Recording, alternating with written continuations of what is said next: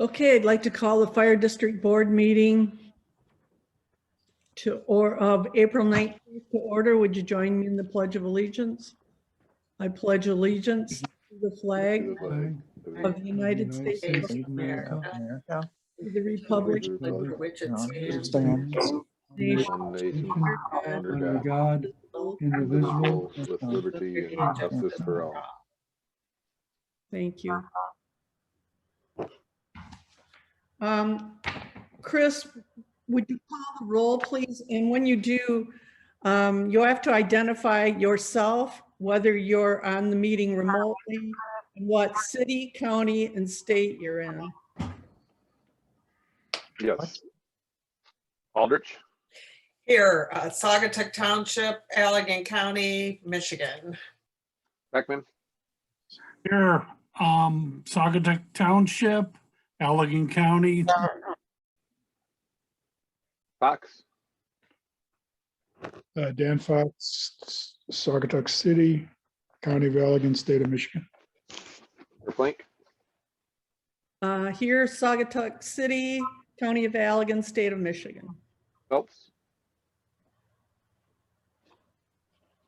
Think you're muted there, Scott. I'm here at Saugatuck Township, County of Allegan, State of Michigan. Pullen, Here, Village of Douglas, City of Douglas, Allegan County, Michigan. okay, and Miller, City of Douglas, Allegan County, and Michigan. and Chief Janik. I am Saugatuck Township, Allegan County, State of Michigan. And Peter. Peter disappeared. Okay, Thank you. Moving on, may I remind you to turn off your cell phones. Please don't text during the meeting. It's against the Open Meetings Act. Could we have an approval of the agenda? I'll make a motion to approve the agenda for April 19th at 4 o'clock. I'll second. We have a motion by Pullen and a second by Phelps to approve the agenda. Is there any discussion? Can we have a roll call vote, please? yes, ma'am. Pullen, Yes, Phelps, Yes, Aldrich, Yes, Beckman, yes, Fox, Yes, Verplank. Verplank, Oh, yes. yep, and Miller. Yes. Passes 7-0, ma'am. Thank you. Could we have an approval of the minutes of the March 15th meeting, please? Could I have a motion?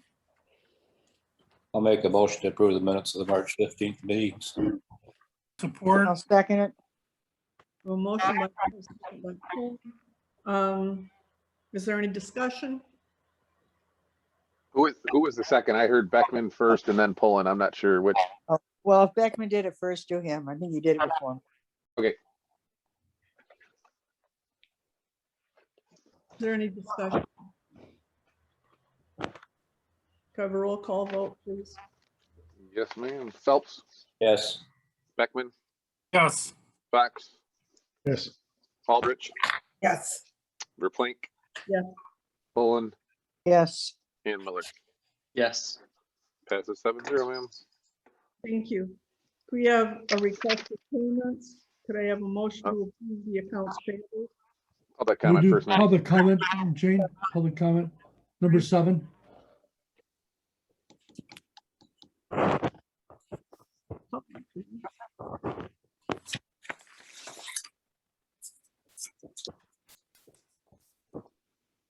I think Kyle Myers, the only public. I don't- And yeah, the manager's iPhone is on here too. So just a reminder that you can either use the raise hand button or press *9 if you're calling in by phone to make a public comment.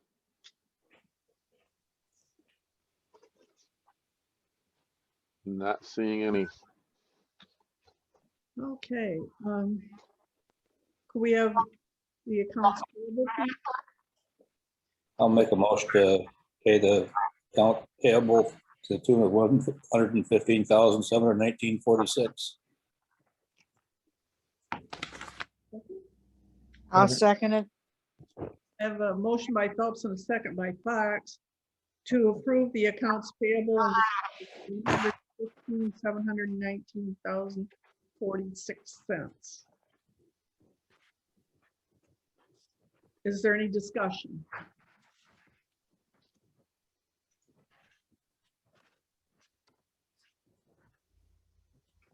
Okay, can we have a roll call vote, please? Yes, ma'am. Phelps, Yes. Fox, Yes. Aldrich, Yes. Beckman, yes, Verplank, Yes. Pullen, Yes, and Miller. Yes. Passes 7-0, ma'am. Is Peter back on? Not yet. He texted and said they're having internet issues at City Hall. So, Okay, well, we'll wait for our financial report until Pete gets back on. Moving on, can we have fire chief comments, please? Yes, thank you. I don't believe we received everything up to date. We do have a summary provided by our IT director that I've reviewed. Basically, we had a pretty strong March, and we're up about almost 7%. So that's something that the board will want to know about. The days of the week seem to be changing. So that's something that is going to happen with the change of seasons and the tourist season coming on. Overlapping calls really ramped up over double in February, in March, I'm sorry. So a couple of good saves, particularly one was a house fire that got in time, was electrical fire. Just something wasn't wired appropriately, and we got there in time. We could smell it burning, but we shut off the power and everything turned out okay. Pretty much EMS is typical as far as 52%. Location of calls, certainly township takes the lead in that. Our response times have dropped substantially for the better. We're just under 5 minutes, so we're real happy with that. That's pretty much the summary and the highlights of the incidents for March of 2021. Any questions? Greg, Yes, sir. I was wondering if it might be helpful in the incident reports if we could add a line for priority one. I don't know what you call those, priority one calls. Sure, we have priority 1 and 2. Priority 1 and 2, and let me see if that's what you're looking at. oh, sorry. There it is. There's priority 1s and 2s, Dan. For March, it was 30. We can separate and just do one more slide. Priority 1 and priority 2. Would you like to see that? Wouldn't be hard to do. If it's not hard to do, I think it's kind of a good measure of how critical things, life critical services are. We'd be happy to do that. We'll take care of it. Thank you. You bet. Okay, moving on, the state of Michigan. I've got some good reports from the state, unfortunately, to date, 44 residents in Michigan have lost their lives in house fires. That's a 7% increase in deaths, a 26% increase in fires from 2020. Pretty significant. Interesting enough, being the data geek I am, the state has excellent data. And it's interesting to see that the fatal fires are happening between 6 a.m. and 6 p.m.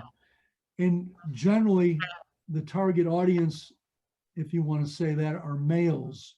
74% of the deaths are males. And smoking has taken over. It was cooking or heating for a while. Smoking is the #1 cause of these fire deaths.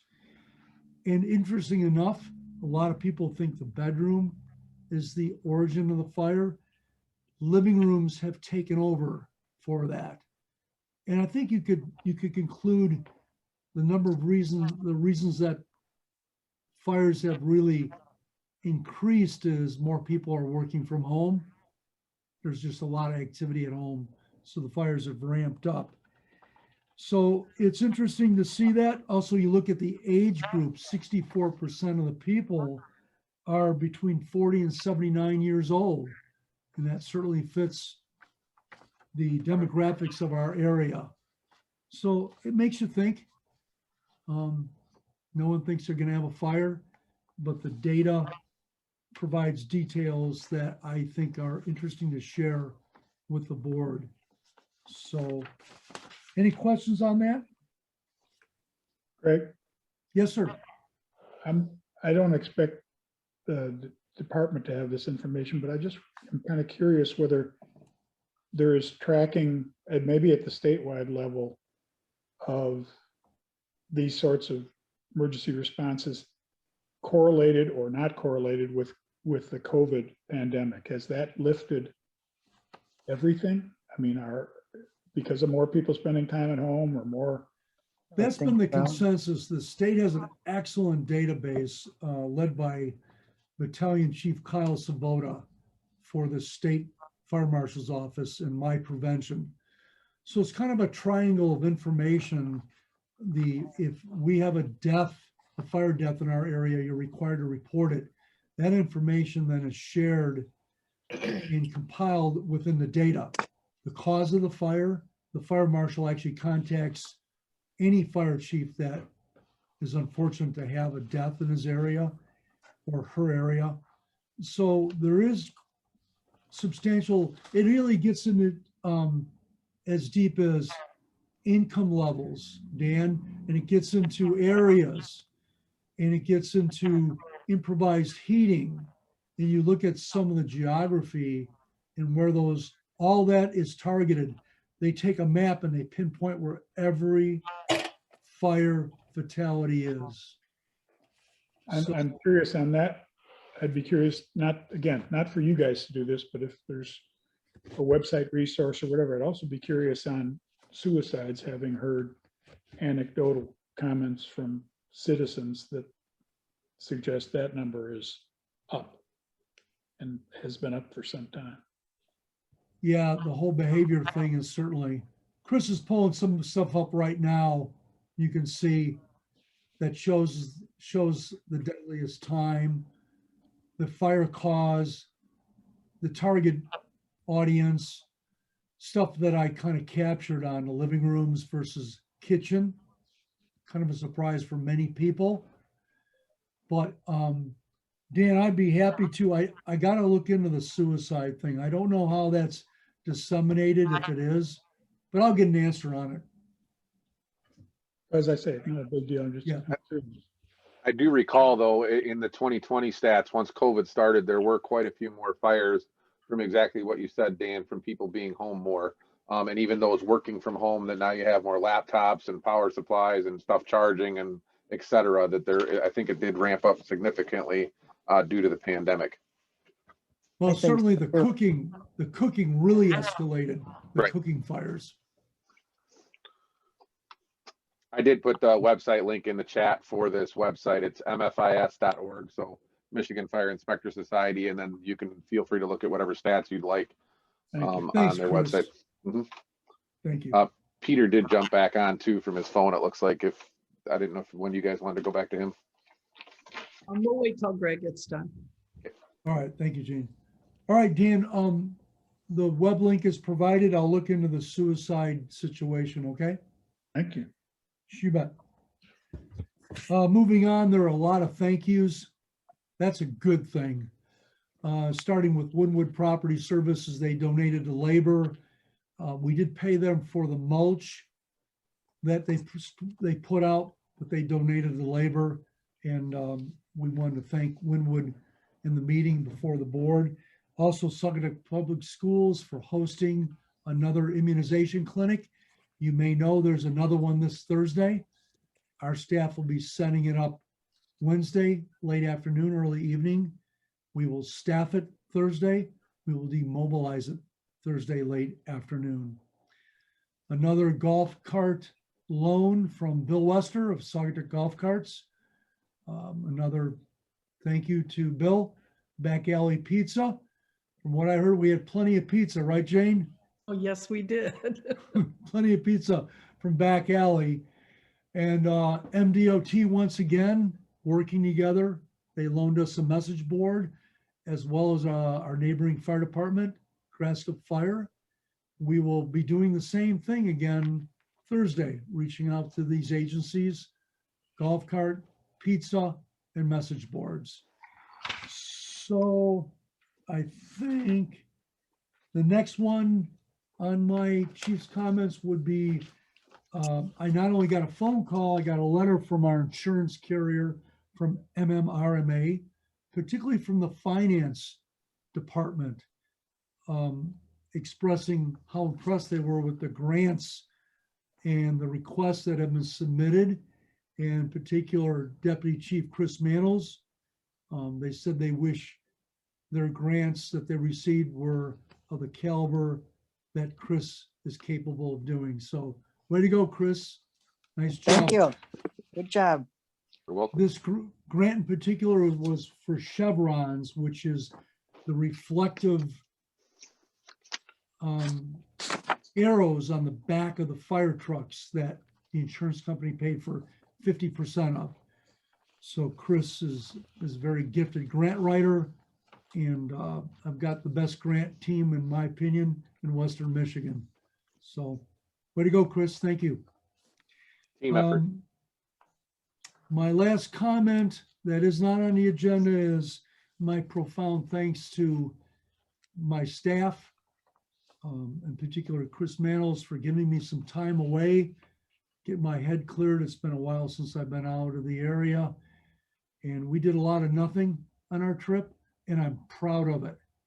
So thank you for the time off, and things are just in great shape when I came back. So wanted to reach out to you publicly and thank you for allowing me to take time off. You're welcome. Please do it more often.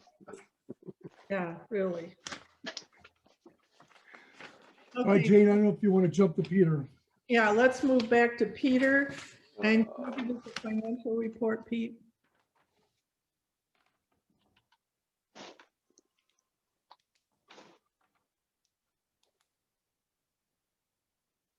Can you hear me now? No. Okay, I'm on my phone, so I need to figure out which buttons to push on the phone. Okay. So in front of you, what was budgeted for revenues, we've collected just a touch over 98% of our revenues, and we'll get the rest of them. The county is settled with all the local units, and I know the township will be forwarding what they still owe, and so will the city of Saugatuck. We received those funds last week from the county level. So you see couple of the bottom one, the sale of assets, we had to do a budget adjustment there. Anything with the parentheses in the right-hand column, that 23.5 and the 4,930, those are excess revenues that we've collected as of to date. So we'll do a budget adjustment probably for the month of May. And that's increased revenues. We get down to the expense side. Find my handy straight edge. We got some line items that are over budget. We'll have to have a budget adjustment next month. The operational wages is over. The fire call, medical calls were in decent shape. The professional services, I still have to do a transfer because there's about $8,000 of that should go to long-term capital. Boat maintenance is a little bit over, and technology is somewhat over. Medical supply due out to additional COVID expense. But overall, what was budgeted on the expense side, we've expended 82%. So it'll be a tight budget from now until June 30th. And Chris and Greg, and we're going to start next week, have a meeting to start on the 22 budget for the next fiscal year, which is July 1st. So I don't know if anybody has any particular questions or issues. Peter, Yes. could you help educate me a bit on what exactly are the expenses involved in the fire calls and medical calls. What are, The fire call and medical, those are the actual call numbers, and never if it was an hour call or a 3-hour call, if it was coded as a fire or medical call. And so that's basically what's charged. That is all the paid on call people and the extra calls for the career guys as they come back after the regular shift and they run an hour fire call. That's what gets charged to those. okay, so they're basically personnel expenses. Yes. Thanks. Thank you.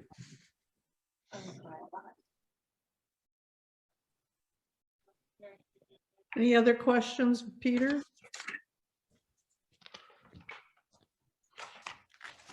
Okay. Moving on. We have some unfinished business. We have a report from the Wage Study Committee. Yeah, the full committee hasn't met since the last fire board meeting. But that will come next.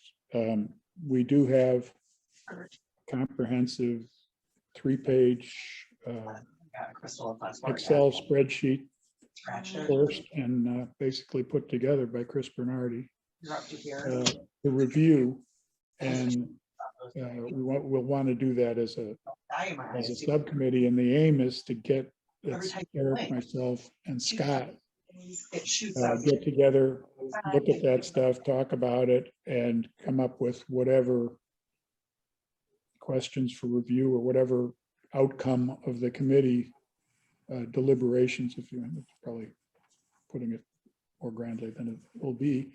But for the three of us, take a look at that and then report that back to the board. And the aim is to have that completed and then hopefully a short report to the board with all the data, if any of the board or other board members want the raw data in time for the fire board meeting next month. So that's where we stand. And by the way, Peter has been a help in arraying the data and so forth. So that's where we stand as of now. I'm not going to blame the fact that Scott spent, week after week in Florida on our inability to get together. Only been a couple of weeks. Look, you're still there now, and you lied earlier when you said you were in Douglas. I can see the palm trees. That's a picture. You just said Michigan, which was not the truth either. Madam Chair, Yes. I'm part of the wage study, so I want, if you don't mind, if I can say, I got a couple questions. And Dan, this kind of goes back to what you just asked Peter about, the fire calls and medical calls, how those would tie in with the wage study. We really haven't met, but you brought it up just a second ago, and I think it's something that has to be included.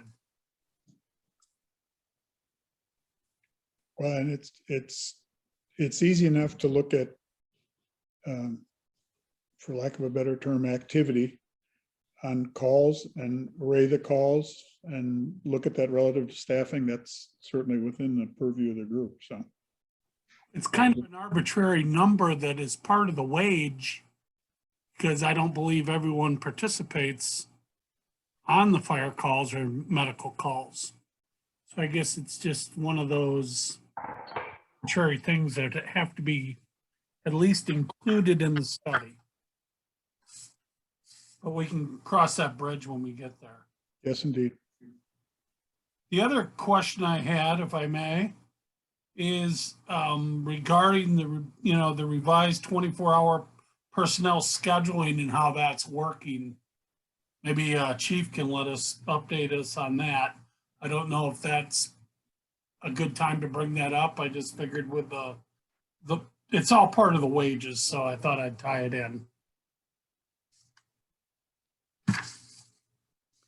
Would the board like any comments on the 24-hour shift now? Yes. Okay. Yeah, that's how it's going. Excellent. I have somebody here around the clock, 24 hours a day. I have an anchor person. As you realize, COVID is ramping up. I have 2 people out. I came back and I have 2 people out already. And I know I have that base person that's here. And it has been, in my opinion, a real asset for the community at large to have somebody here all the time on many levels. They can stay back, staff the station in our community for mutual aid, which, as you know, our mutual aid departments are very demanding in that they need help, but we don't abandon our area. So I have that experienced person, that officer, that staffs the station, and a duty crew that remains back. So I have that experience level and skill level, certification and educational person here 24 hours a day. So I'm really happy with this. Good. And many other reasons I could elaborate on if need be. But I can tell you, I'm glad I did it. I wish I had, as you know, I have crews here Monday, Tuesday, Wednesday, Thursday. I wish I had crews here every day of the week, every night of the week. But I do know I have at least one person on that complements the duty shift of paid on call. Very Jason? happy with it. Yes, I was curious when you said you had 2 people out, was that due to COVID? yes. Were they vaccinated already or? One of them, I have to be real careful with that, Stacy. Okay. I was just curious if you're getting breakthrough I COVID can't- cases. Yeah, I can't require them to take the vaccine. Okay. That's very controversial and it promotes an argument. Mhm. But it's a fair question. So to my knowledge, one's been vaccinated, one isn't. And there's no symptoms from the one person, but they've been exposed. So protocol is 14 days. Oh, so they did not test positive. They just were exposed to someone. Correct, Okay. correct. All And right. also, as you know, this, we allow tested kits to go home. So this particular person can test. He's been trained to test. He's going to test himself and we will reevaluate this on Wednesday. But that's a big void to fill when I have a person on 24 hours and he's the lead duty officer at night. I no longer have that person in this situation. Mhm. So it creates some staffing issues Right. and it's just beginning Mhm. the COVID Yeah. ramp up. Yes, sir, Dan. I'm just curious, just for my own edification, is the, whatever, I don't know what you call it, the supervisor, the 24-hour person, is that person in command of all the people at the fire station while he is there? I mean, or when it's closed for day hours or whatever? No, he's not. It depends on the rank of that officer. We follow the chain of command, which is 2101, 2102. So the highest ranking officer takes over. So that person might be 2105. If there's 2103 on the fire ground or the call, he trumps 2105. Does that make sense? So it very much is, he's a duty officer, he's a shift supervisor, but he's not in charge unless he outranks the people he's working with.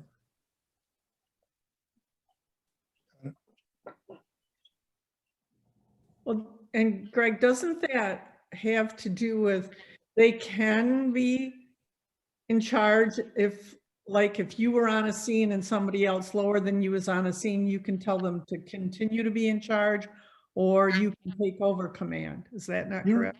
you're right, you're right. The way it works in the fire service is when the first arriving person gets on scene, that person takes command. If I come on scene, I have two choices. Allow that person to remain in command or request he transferred over to me. That person, if I want the command transferred to me, he calls dispatch, says I'm transferring command to 2101.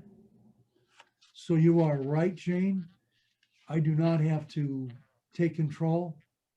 I can leave that, and I do that often.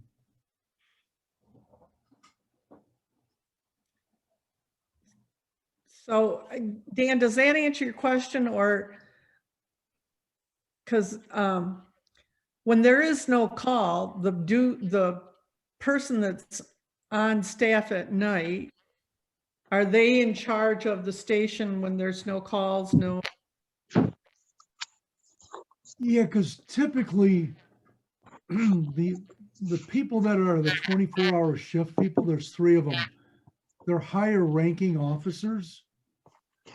So normally who stays at the station at night are paid on call. So you have a natural situation where the shift officer outranks the paid on call people. So for example, let's just take Wednesday night.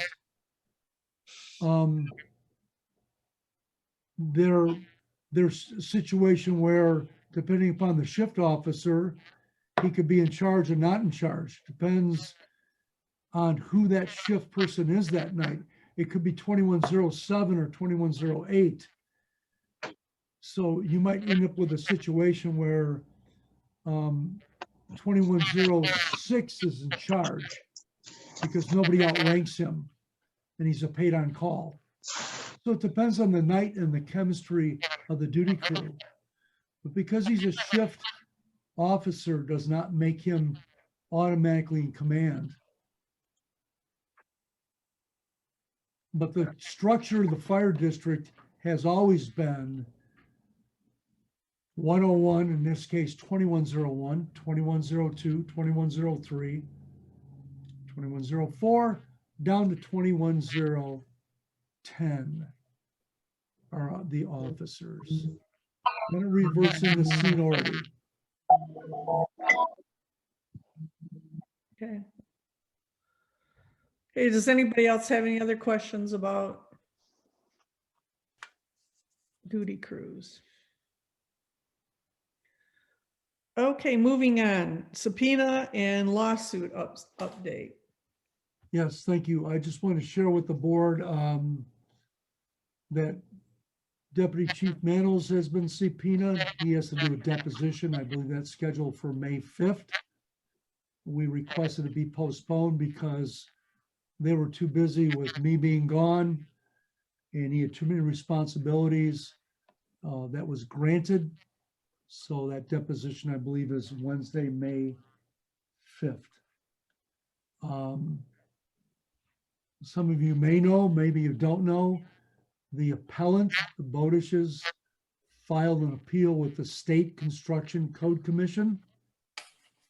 We were not given any notice on this. We were informed Wednesday, and the public hearing was on, no, we were informed on a Friday, the 9th, and we heard it was going to be on the 14th on a Wednesday.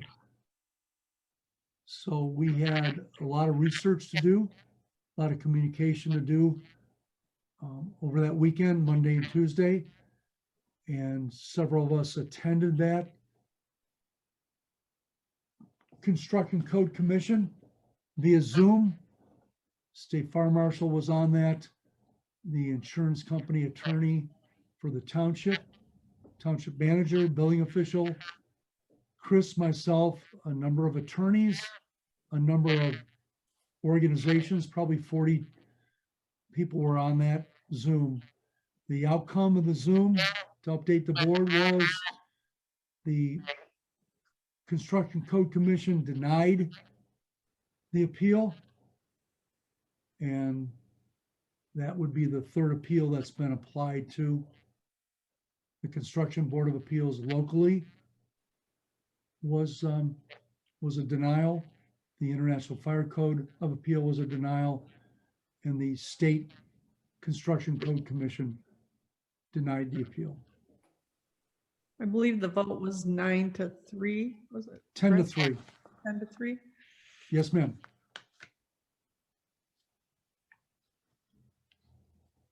A lot of deep support for Saugatuck Township because this was the appellant versus Saugatuck Township. So there was a lot of correspondence. We worked on this over the weekend. Chris came in on his day off. As you know, I was on vacation, but we still got it done. And we still attended and did submittals electronically. Jane was on there, did a submittal as well. So I'm pleased to say the Construction Code Commission, in our view, did the right thing. Chief, Yes, sir. I'm curious how closely elements of what they looked at or what they evaluated. The Code Commission? Yeah, how closely that stuff, the body of that stuff or what part of that stuff would have paralleled what the Fire District's Board of Appeals looked at? I mean, so is it sort of, are there similarities between the two? I'm sure there are differences, but. Yeah, there were differences, Dan. It's interesting viewpoint, I think, with the Construction Code Commission.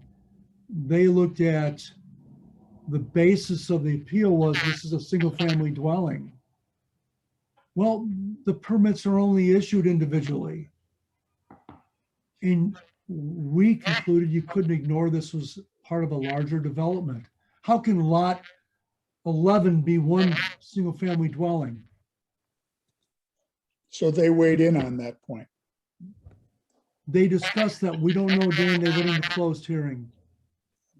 They had a attorney opinion when they went into closed session. Obviously wasn't revealed. The basis was Michigan compiled law, MCL 125.1511 states, if the building permit meets the act, meets the code, and local ordinances, it must be issued. Fire code is adopted by ordinance. There it is. It's adopted by ordinance. So how can you ignore the fire code? This is no different than the building official holding the building permit because the township won't let anybody build a house unless they have the well installed. Okay. Or a road isn't correct, or they don't have a septic permit. You can't distinguish or discriminate against the fire code. When you adopt it by ordinance, that becomes law. Their argument was it was informally adopted. So we had nothing to do with the decision. We didn't even speak. We listened. Chris has highlighted the requirements of applicable laws and ordinances. That was the basis for the defense that we heard. And that's been the position of our attorney and the township attorney since the other project we had an appeal on that claimed that lot 15 was a single family dwelling. It was the same argument, same defense. So nothing to hide, this was a public meeting and we didn't make this determination, the code council did. The Construction Code Commission. Does that answer, Dan? Yeah, gives me enough. Thank you. Thank you.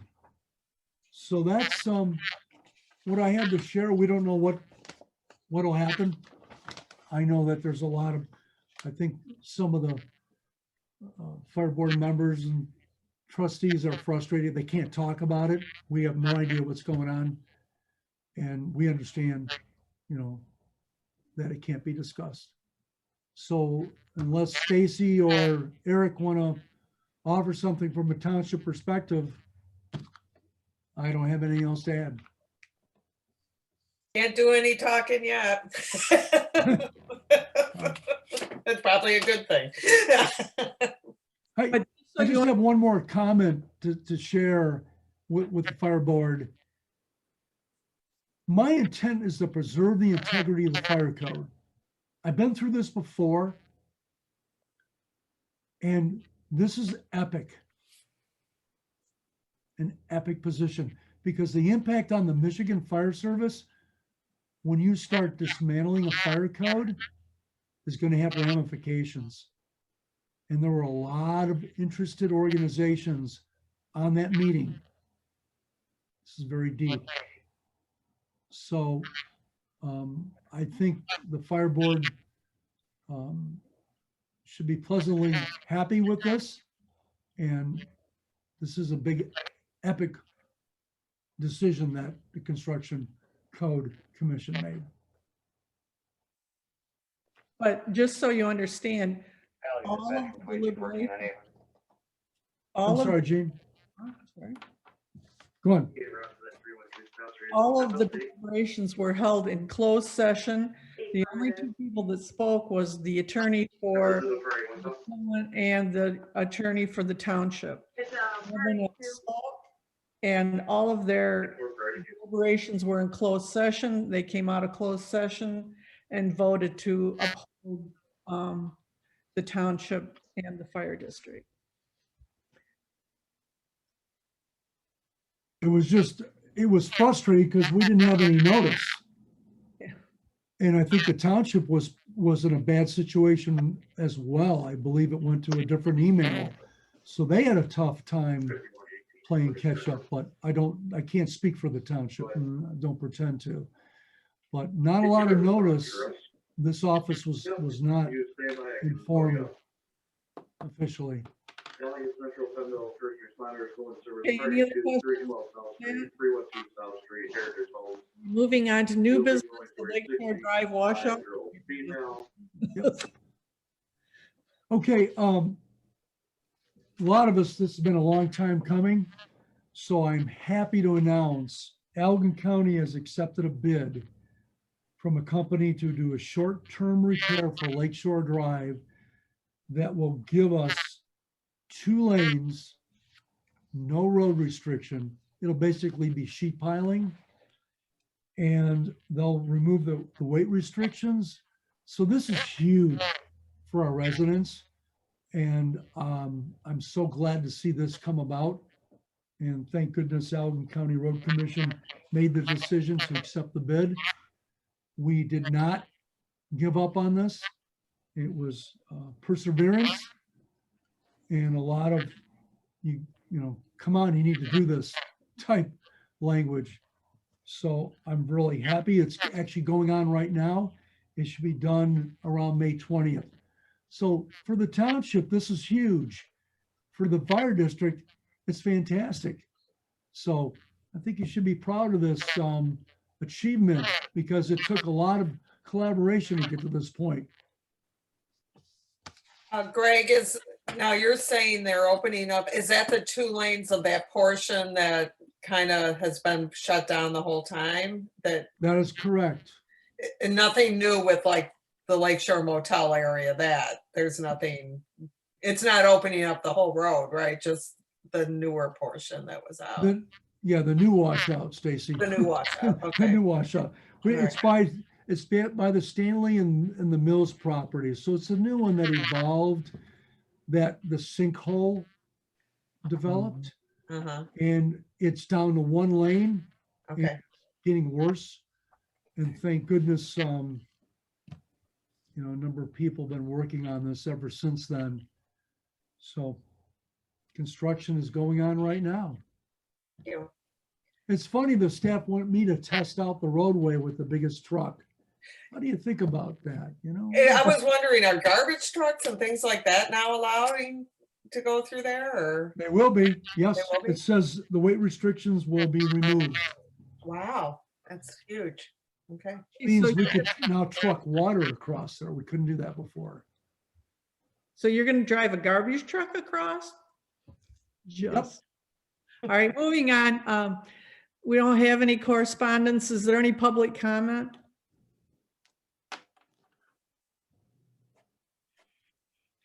Okay, moving on to fire board comments. Drew? No, except that maybe it's just me, but I keep hearing background people talking. Chris, maybe I can call you tomorrow. We can talk about that. I don't hear it right now, and I guess, but when everybody else is talking, I hear it. I'm getting a lot of that too. I thought that was the PA system at the station. Oh, that could be. That could be. Yep, that's all I have. Okay, Dan? Oh, I'm good, thank you. Scott Phelps? Oh, I have nothing today. Eric Beckman? Nothing for me. Casey? Nothing for me. Thank you. Aaron Miller? I'm good. All right, I'm good as well. Could I have a motion to adjourn? I'll make a motion to adjourn. I'll support Okay, I Aldrich. have a motion by Phelps and support by Aldrich. Any discussion? Can we have a roll call vote? Yes, ma'am. Motion by Phelps, second by Aldrich to adjourn at 4:46 PM. Phelps, Yes. Aldrich, Yes. Fox, Yes. Beckman, Yes. Verplank, Yes. Pullen, Yes, and Miller. Passes Yes. 7-0, ma'am. okay. Thank you. Thanks, Thank you. everyone. Have a good afternoon.